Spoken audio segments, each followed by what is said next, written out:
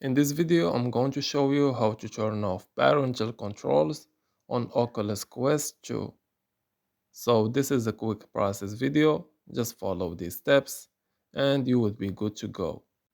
Now the first thing you need to do is to open up the Oculus mobile app. That's if you are after invited your parents or guardian to support your experience, you can decide to disconnect your account from your parents' account at any time.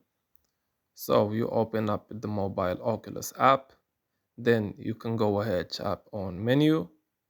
After that you tap parental supervision, then tap see parent dashboard, then just tap the settings icon, which is a gear icon, then tap on disconnect from parent.